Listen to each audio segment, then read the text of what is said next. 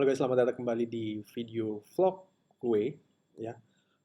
Cukup lama nggak update lagi. Di video kali ini gue mau cerita sedikit mengenai ya saat gue mulai pertama kali bisnis gitu ya. Di awal-awal sampai akhirnya sampai hari ini gitu. Nah sekarang gue alhamdulillah udah bisa apa namanya kerjasama sama perusahaan-perusahaan besar, terus kerja sama-sama brand-brand besar bahkan global gitu ya. Itu semua nanti ada perjalanan yang mau gue ceritain juga gitu ya.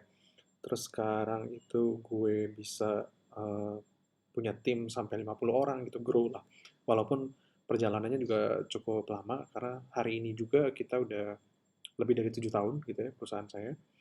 Kemudian bagaimana juga nanti saya cerita gimana hari ini saya dianggap sebagai expert ya, walaupun sebenarnya juga masih sambil belajar gitu. Karena apa? Karena sebenarnya saya dicapnya sebagai praktisi gitu. Nah, itu cerita yang hari ini terjadi gitu ya. Tapi saya mau flashback sedikit. Di awal tuh nggak gampang gitu ya. Kalau boleh cerita sedikit dulu, pertama kali saya bisnis tuh saya bisnisnya jualan pulsa waktu zaman kuliah, ya kan.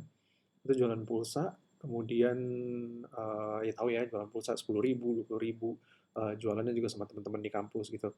Tapi di situ saya belajar, eee, gue tuh belajar gini, bahwa cari untung atau cari cuan itu nggak ini, bukan kejahatan gitu.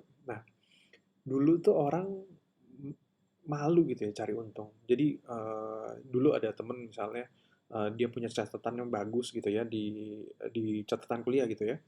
Bagus terus, kita yang catatannya jelek tuh biasanya mau fotokopi gitu kan.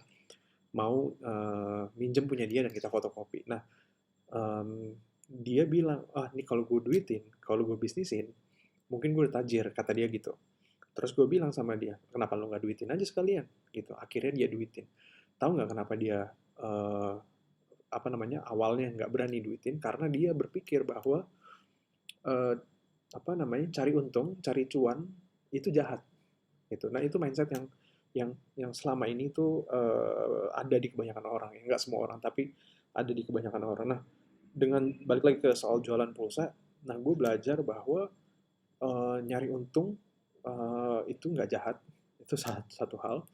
Karena kita do bisnis, kita bukan volunteer ya, kita bukan apa namanya sukarelawan, kita berbisnis. Jadi berbisnis itu sangat wajar jika nyari untung gitu. Itu yang pertama. Terus kalau belum nyaman, nah dulu ini juga pelajaran. Jadi kenapa berbisnis dari yang kecil dulu? Karena mungkin ngebantu mindset ini. Jadi kalau kalau kita nggak nyaman cari untung, carilah untung yang dikit dulu gitu ya. Jadi nggak ada perasaan bersalah gitu kan. Cari untungnya dikit dulu.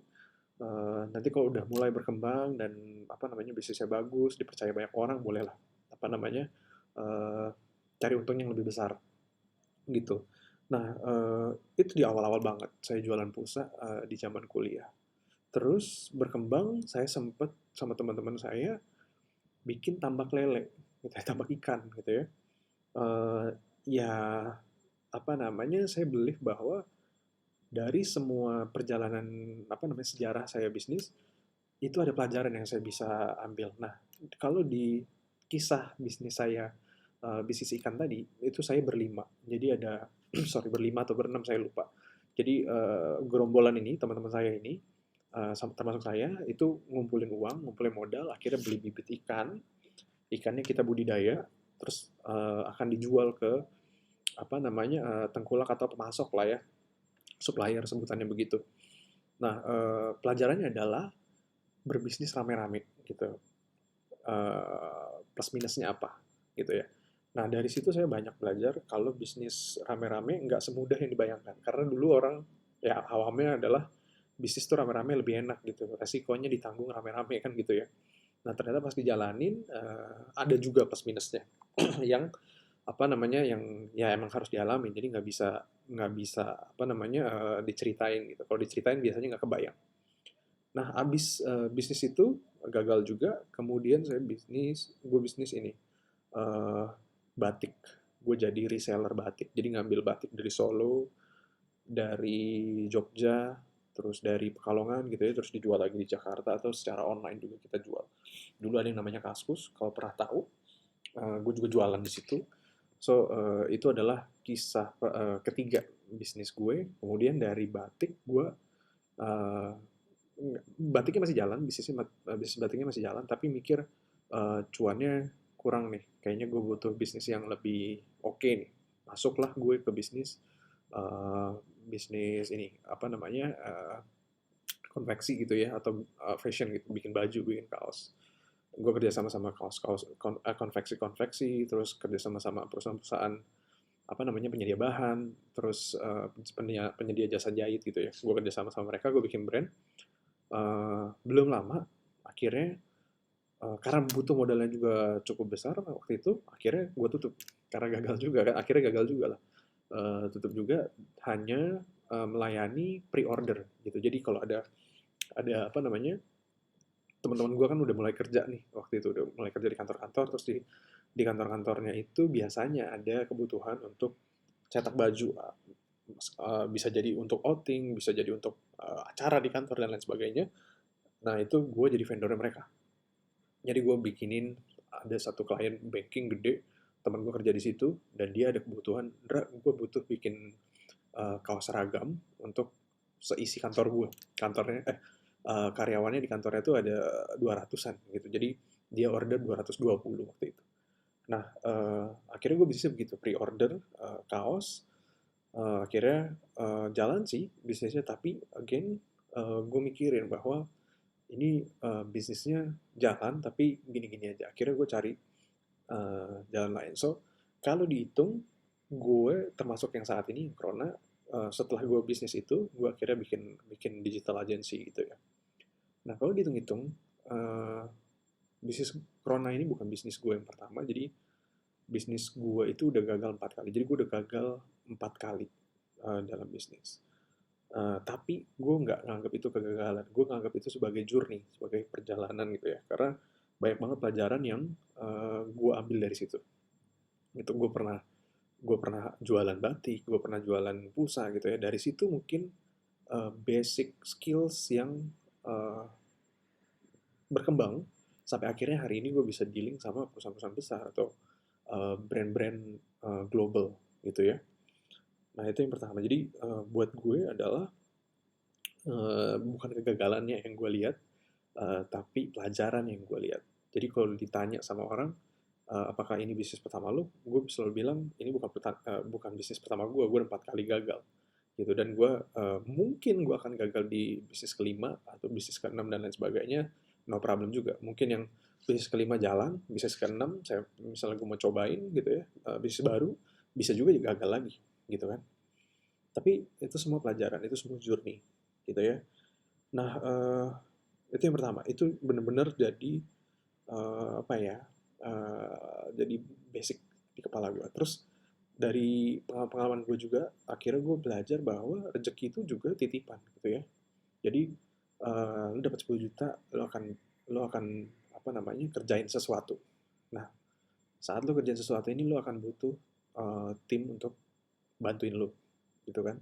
Akhirnya lo hire tim dengan gaji misalnya 5 juta gitu ya.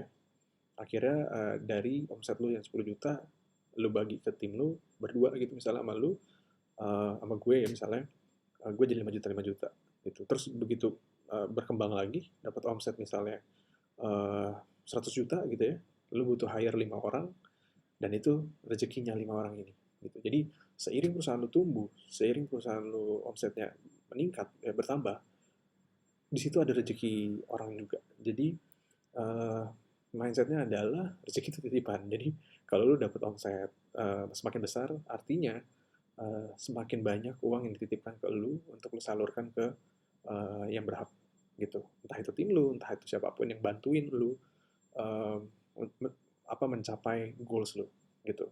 Nah itu yang gue pelajarin juga. Kemudian yang ketiga, gimana caranya gue bisa dikenal sebagai expert walaupun gue sebenarnya masih belajar.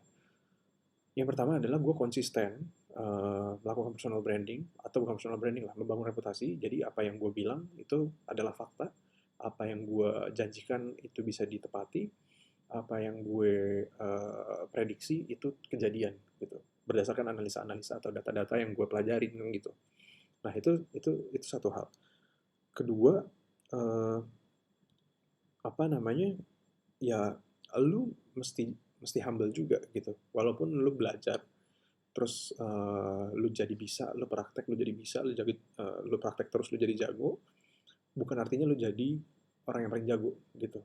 Jadi akan selalu ada orang yang lebih hebat dari lu mengenai skill yang lu anggap dalam diri lu tuh hebat gitu. Misalnya lu jago gambar, karena lu mungkin bertahun-tahun gambar gitu ya, atau desain, akan selalu ada orang yang lebih jago dari lu dalam hal tersebut gitu. Nah itu yang gue pelajarin juga. Kemudian ketika lu udah tahu itu, lu baru bisa jadi humble. Lu baru bisa jadi apa namanya? Oh, gue kepikir gue bukan orang yang terbaik gitu kan. Jadi akhirnya lu belajar terus. Jadi lu akan jadi orang yang expert, yang mahir, yang jago, tapi karena lu humble, lu akan belajar terus. Nah, karena lu belajar terus, lu akan improve terus-terusan dari waktu ke waktu, gitu. Nah, itu aja mungkin yang gue mau ceritain dari pengalaman gue bikin bisnis sampai hari ini. Bisnis gue yang ini, yang Corona ini, yang digital agency ini ada 7 tahun, dan kita punya 50 team member, lebih 52 lah. Kemudian kita juga udah kerjasama sama perusahaan-perusahaan besar dan brand-brand global gitu. Itu aja mungkin yang mau gue share di video kali ini, karena gue juga udah jarang banget bikin video. Kalau lu merasa video seperti ini bermanfaat, lu bisa share, lu bisa komen, atau lu bertanya-tanya silahkan di komen. Uh, Jangan lupa juga apa namanya subscribe gue ya di YouTube. Sosial media yang lain juga of course ada. Lu tinggal search aja, gue tau lah apa namanya skill stalking kita di zaman digital seperti ini lebih jago dibandingin uh, ayah-ayah kita atau kakek-kakek kita terdahulu gitu ya. So itu aja mungkin dari gue. Thank you so much for watching. I will see you guys in the next video.